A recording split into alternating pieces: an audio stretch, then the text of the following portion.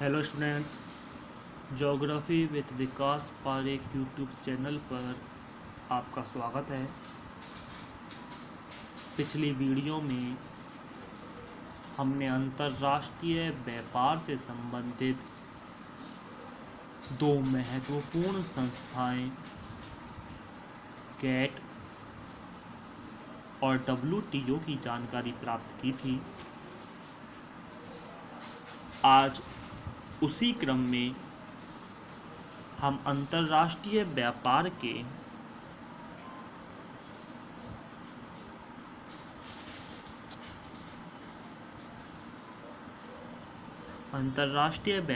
के लाभ व हानि पर चर्चा करेंगे। हर सिक्के के दो पहलू होते हैं, जिस तरह पॉजिटिव और नेगेटिव, सकारात्मक और नकारात्मक। उसी तरीके से अंतर्राष्ट्रीय व्यापार के भी दो पहलू सामने आते हैं, एक पॉजिटिव रूप से और दूसरा नेगेटिव रूप में, यानी लाभ और हानि। तो आइए चर्चा की शुरुआत करते हैं। अंतर्राष्ट्रीय व्यापार के लाभ से क्या होता है। अंतर्राष्ट्रीय व्यापार में लाभ, तो देखिए, नंबर 1, उत्पादन में वृद्धि। ये सबसे बड़ा लाभ आता है।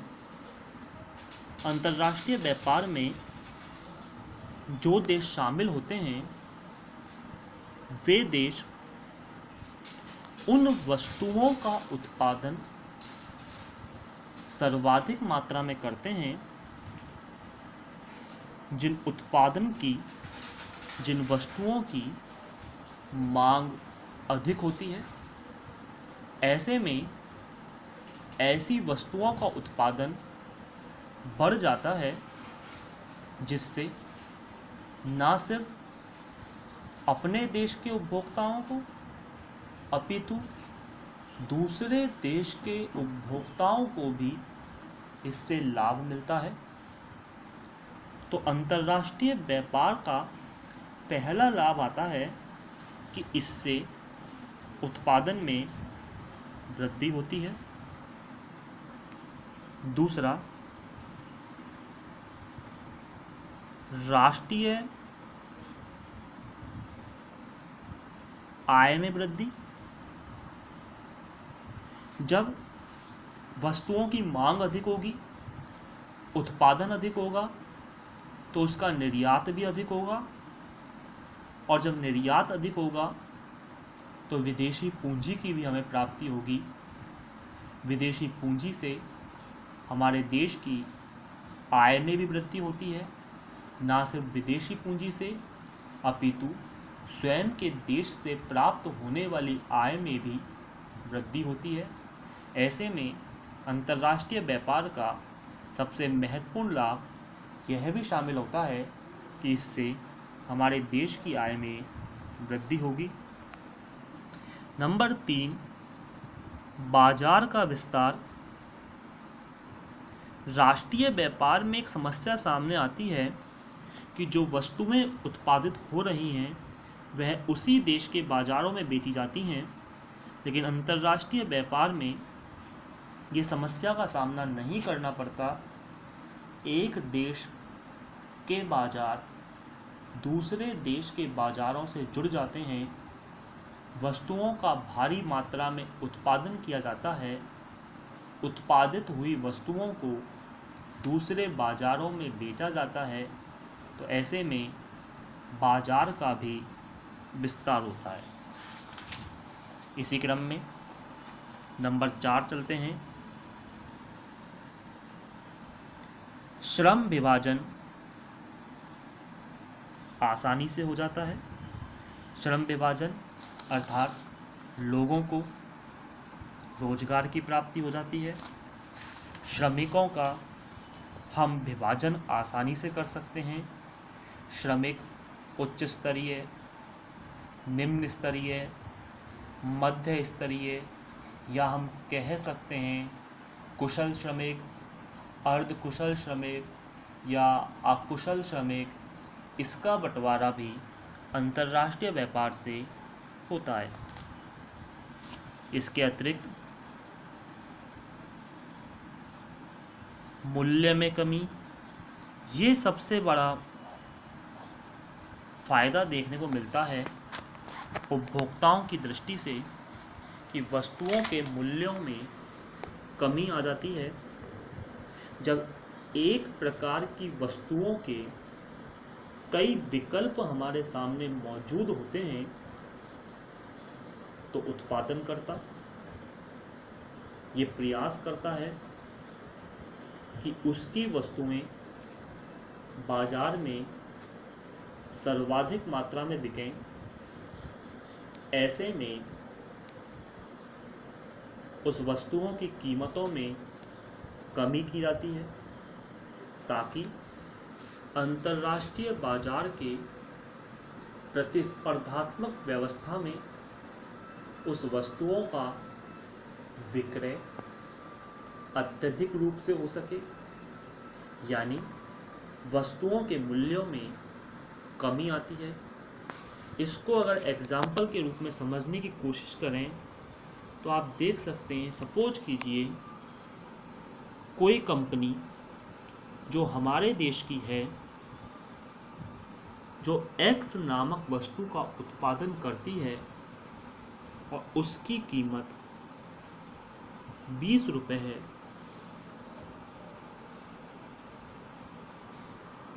अगर ये अकेली वस्तु ही बाजार में बिक रही है तो उत्पादक इसकी कीमत बढ़ा सकते हैं। उपभोक्ता मजबूर होगा क्योंकि उसके सामने इस वस्तु का कोई विकल्प नहीं है। लेकिन सपोज करो दूसरे देश की वस्तुएं हमारे देश में आ गईं, तो आप बताइए, जब ये दूसरे देश की वस्तु हमारे देश में आएगी तो क्या इसी कीमत पर बेचेगी या इससे ज़्यादा या इससे कम? बिल्कुल इससे कम में बेचेगी। अब 18 रुपये में अगर इसने ये वस्तु बेची है तो आप बताइए उपभोक्ता 20 रुपये में ख़रीदेगा या 18 रुपये में? स्वाभाविक है वस्तुएं 18 में ख़रीदी जाएंगी। अब जब ये कंपनी देखेगी कि मेरे प्रोडक्ट्स की बिक्री में कमी आ रही है तो स्वाभाविक है ये भी अपनी कीमतों में कमी कर देगी। परिणाम ये निकलेगा कि उपभोक्ताओं को कम मूल्य पर वस्तुएं खरीदनी पड़ रही हैं। इस कंपटीशन को देखते हुए विदेशी कंपनी भी हो सकता है अपनी कीमतों को कम कर दें। ऐसे में अंतिम जो भी लाभ मिलेगा वो सिर्फ और सिर्फ उपभोक्ताओं को ही मिलेगा। तो मूल्यों में कमी आती है। इसके अलावा अंतर्राष्ट्रीय व्यापार का लाभ हमें ये भी मिलता है कि संस्कृति का आदान प्रदान होता है।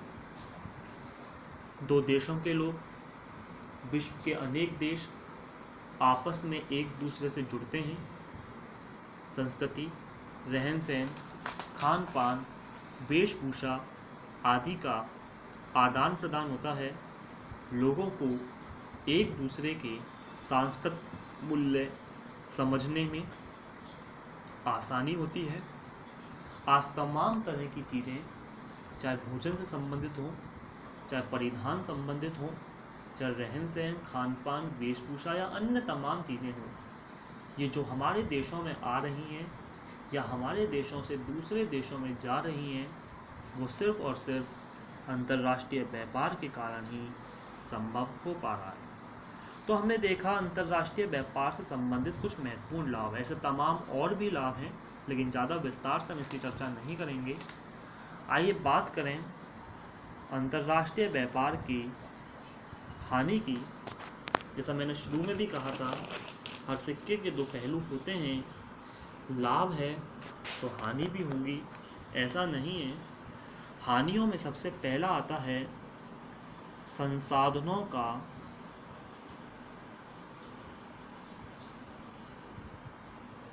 अत्यधिक विदोहन। मतलब अंतर्राष्ट्रीय व्यापार में एक कंपटीशन की भावना उत्पन्न होती है। उत्पादक ज़्यादा से ज़्यादा उत्पादित करना चाहते हैं, बाजार में अपने प्रोडक्ट्स को विस्तारित करना चाहते हैं।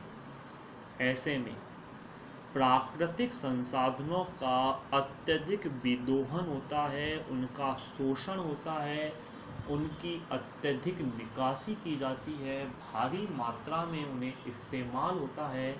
परिणाम ये निकलता है या निकल रहा है कि कुछ संसाधन तो समाप्त होने के कगार पर आ गए हैं। अगर ऐसा ही चलता रहा, आवश्यकताओं से अधिक यदि उपयोग होता रहा, तो एक समय ऐसा आएगा प्राकृतिक संसाधन जो सीमित मात्रा में हैं वो जल्द से जल्द समाप्त हो जाएंगे। तो सबसे बड़ी हानि आती है संसाधनों का अत्यधिक विदोहन। दूसरा, विदेशी निर्भरता। अंतर्राष्ट्रीय व्यापार से स्वदेशी की भावना कमजोर होती है, आत्मनिर्भरता की स्थिति को कमजोर किया जाता है। हम दूसरे देश की सस्ती वस्तुओं पर इतने निर्भर होते चले जाते हैं कि स्वयं उन वस्तुओं के उत्पादन की कल्पना भी नहीं करते। परिणाम यह निकलता है कि हम पूरी तरह से विदेशों पर निर्भर हो जाते हैं। तो ये भी एक सबसे बड़ी समस्या सामने आती है। इसके अतिरिक्त देश का एकांगी विकास, एकांगी मतलब एक तरफा विकास।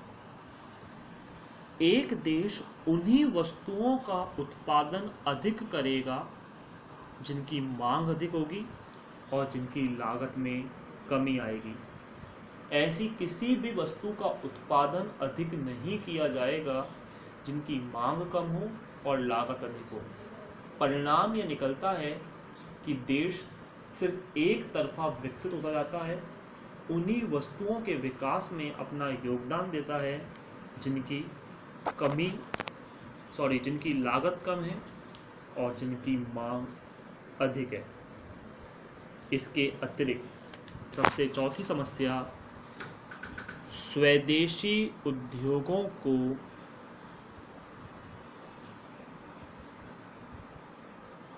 नुकसान पहुंचता है। जब हम दूसरे देश के उद्योगों पर निर्भर हो जाते हैं तो हमारे देश के उद्योग धीरे धीरे नष्ट होते चले जाते हैं। ऐसी स्थिति में स्वदेशी उद्योगों की समाप्ति होती है और विदेशी उद्योगों का विकास होता है। आवश्यक है विदेशी निर्भरता को कमी की जाए, दूसरे देशों से आयात की जाने वाली वस्तुओं का विरोध किया जाए, स्वदेशी को अपनाया जाए, अपने देश में बनने वाली वस्तुओं का उत्पादन किया जाए, उपभोग किया जाए।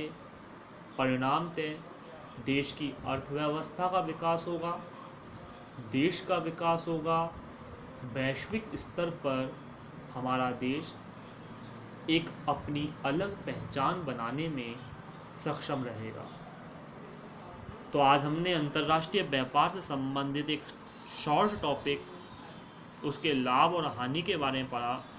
वैसे देखा जाए तो ये बहुत विस्तारित टॉपिक है, इसकी चर्चा करने में काफ़ी समय लग सकता है, लेकिन मैं आपको ज़्यादा विस्तारित रूप में नहीं लेकर जा रहा हूँ।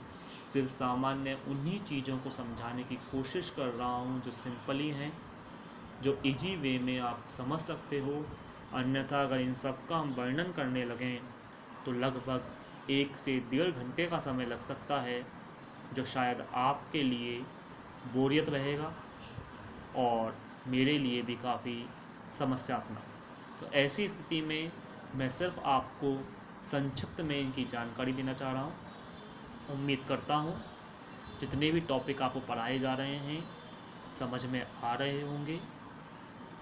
इस लॉकडाउन के दौरान सेफ रहकर आप इन चीज़ों को समझ रहे होंगे और अपनी पढ़ाई को नियमित रूप से बरकरार जारी रख रहे हैं। इसी उम्मीद के साथ आज का टॉपिक समाप्त करता हूँ। धन्यवाद।